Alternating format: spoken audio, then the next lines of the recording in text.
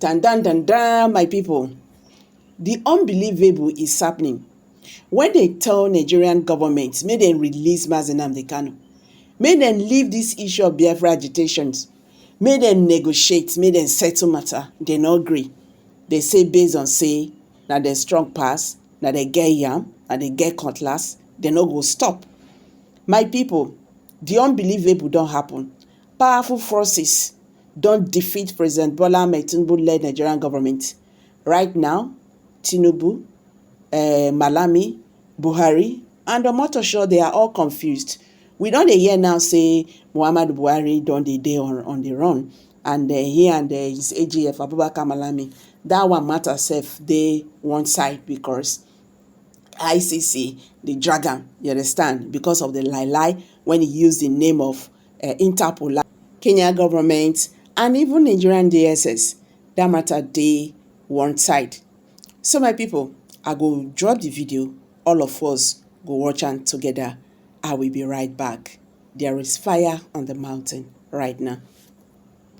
Not two, but three separate panels, judicial panels, that have said his arrest, his rendition, and his continued incarceration are absolutely illegal. Not because it's not a good idea, not because we don't like it, not because he's our people or people that we favor. The Nigerian courts applying Nigerian law made that determination not once, twice. And I'm here to tell you, be kind, Nigerian courts are not willing to go against the Nigerian government. In fact, it almost never happens. Yet you have court judges so obvious that said he must be released immediately. He must be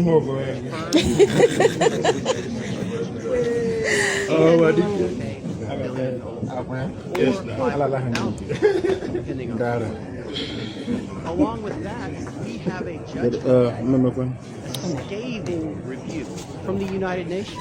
The United Nations has looked at this case and determined that there are rampant, gross human rights violations, and they demand the immediate release.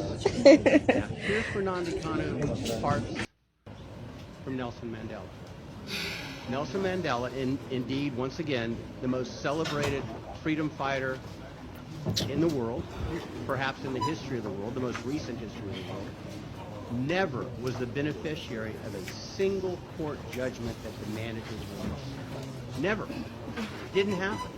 Didn't happen in South Africa, didn't happen in Lesotho, didn't happen in Soweto, didn't happen in Rwanda, didn't happen in the United States.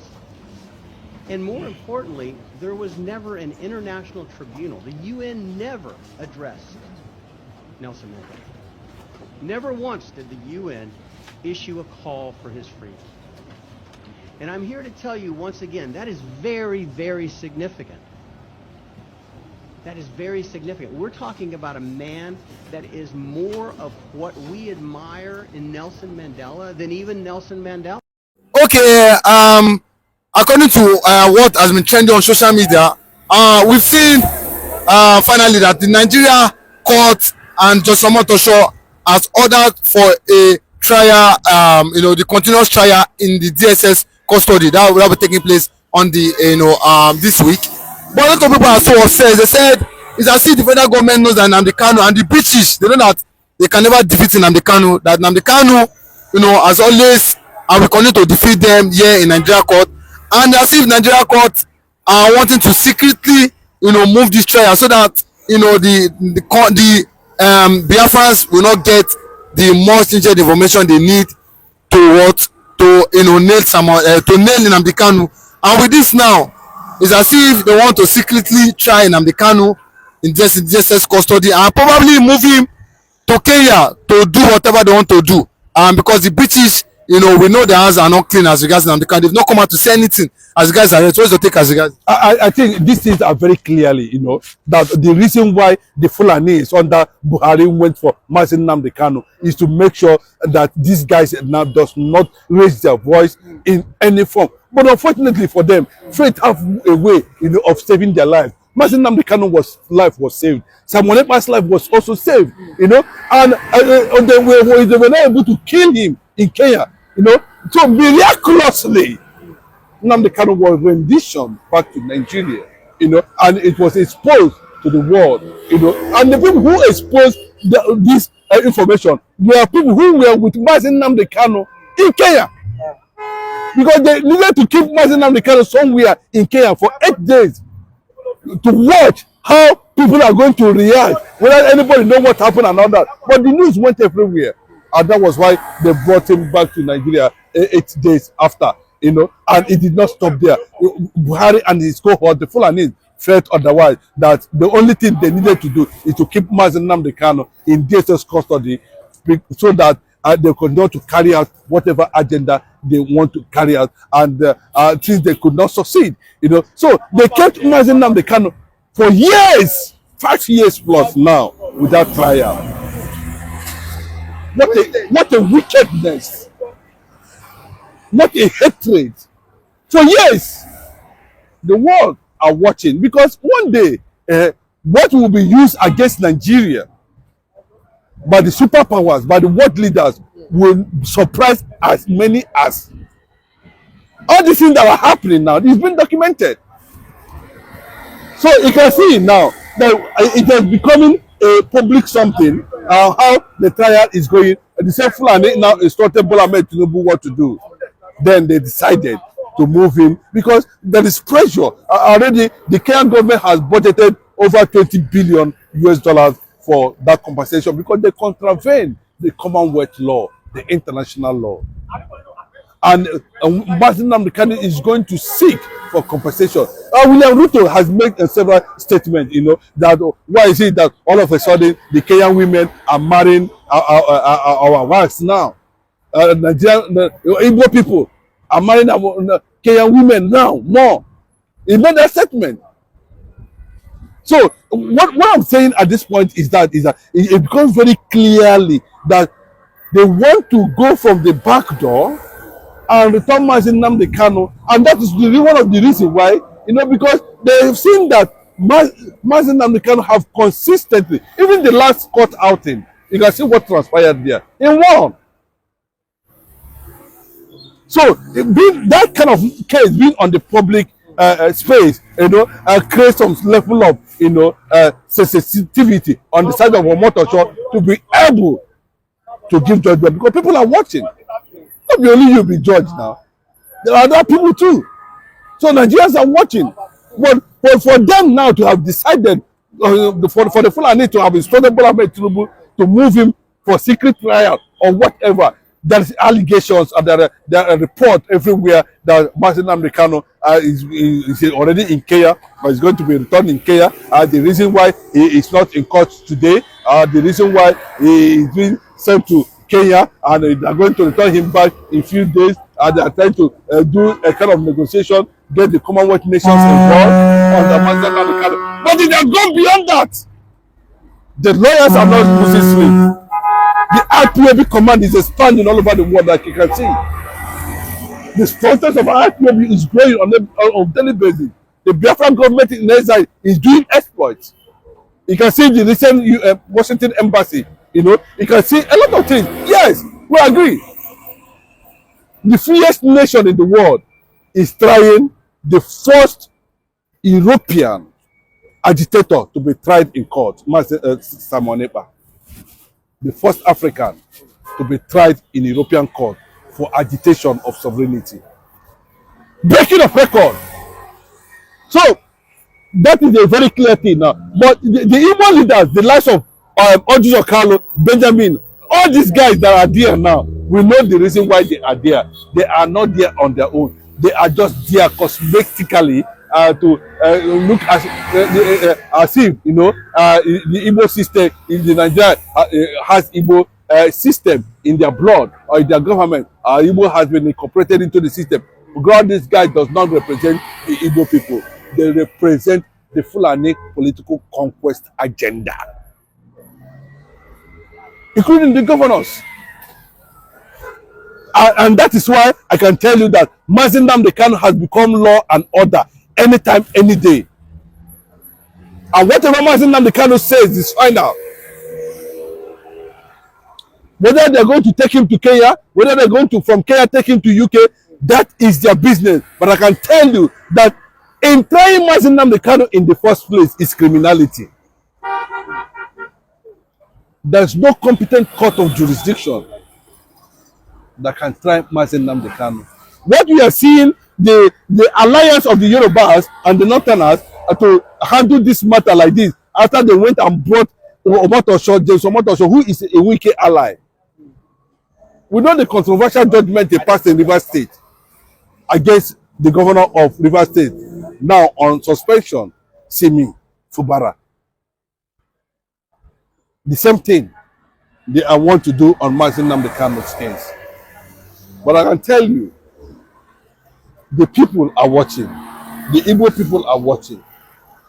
Either they want to use it as a negotiation, whatever, you want to keep Nnamdi Kanu there and go to whatever you are having with the North. That is your business. But we know, actually, that to an extent, some prominent international community organizations have told Nigeria their stand. And they are watching to see what is going to happen at the end of the day. The Indian government has sent delegates already. You know, the Canadian government has sent delegates already. The Israeli government has sent delegates already. The American government has sent delegates already. And you think those delegates, it does not matter anything to Nigeria. It does not make any sense.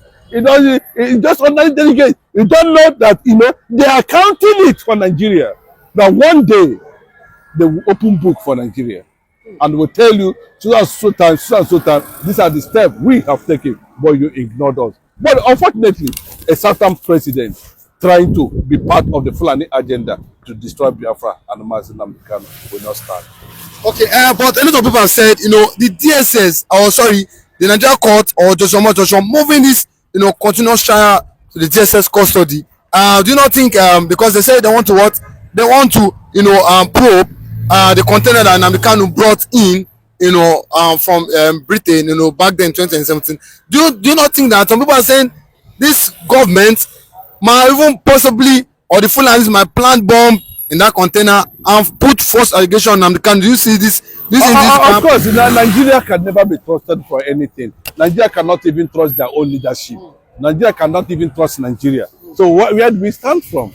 You know, so you can see that everything is heading towards balkanization, you know, of Nigeria, you know, a disintegration of Nigeria. Every Nigerian is working towards the disintegration, including the presidency, including the judiciary, including the INEC. All of them are working towards disintegration of Nigeria. So what makes Mazi Nnamdi Kanu's case different? Mazi Nnamdi Kanu's case cannot be different from the reality on ground. The military is working against Nigeria disintegration. The police is working to make sure Nigeria disintegrate. The Fulanis are working. The politicians are doing the same thing. So what makes Nnamdi Kanu's case different?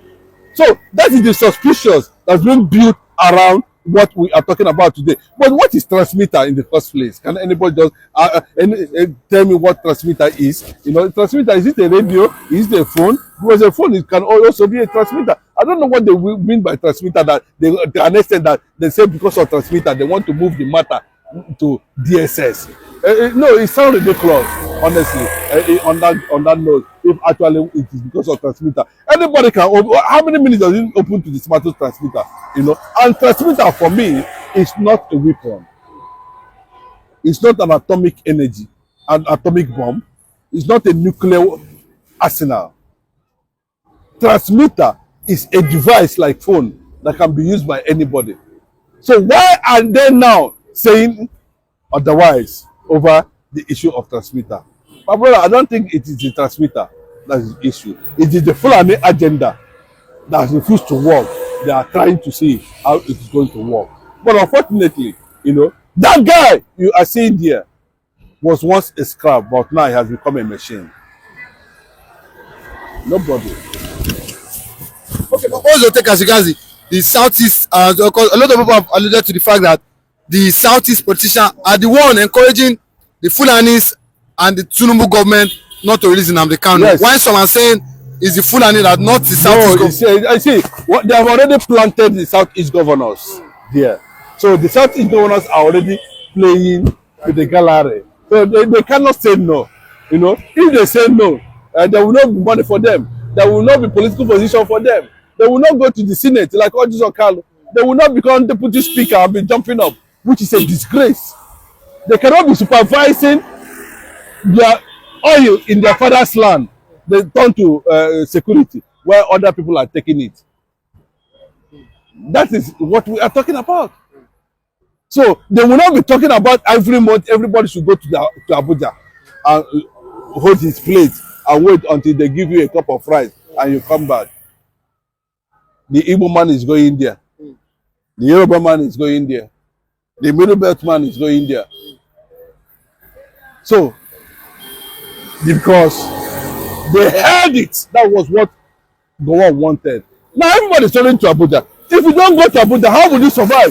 That is the strategy I'm talking about. That is called political conquest. And that is why you can see among all the killings up and down, the Eastern governors are not saying anything. All they are saying that Mazi Nnamdi Kanu must surrender to death, conquest. But 200 million resistance is coming. Yes. Watch. The world will celebrate Biafra soon. Not celebrate, you know, I want to celebrate the president of Namibia for that signal about Biafra. And I can tell you, it is going to come. And the center will not hold. And the question I want to ask, is there anything Nigeria can offer Biafrans that Biafrans cannot offer themselves? Mention one thing that Nigeria will offer Biafrans and Biafrans cannot be able to offer themselves. So the whole thing is centered on the Biafran land. Nigeria is working today because of Biafra. Nigeria is working today because of crude oil. Nigeria is in unity, the so-called unity, because of crude oil. But unfortunately, they have infiltrated the eastern region, created South, created Ogoni, created the Ndoki, created this one, and they are destroying our land. That is absolutely unacceptable. There's nothing Nigeria can offer Biafrans that Biafrans cannot achieve. I've not seen one. Other than electricity, they don't have it. Education, zero. The military has been balkanized. The police are running away. No, the youths are not joining the military intelligence again. So what is the end? What is the essence of becoming part of this entity that killed 200 people in Benue? And the presidency is still sitting, throwing our border up and down without even visiting the venue of that massacre. All right, guys, share this video because this is just the beginning. Share this video, make it go viral. Thank you. See you in my next video. Bye for now.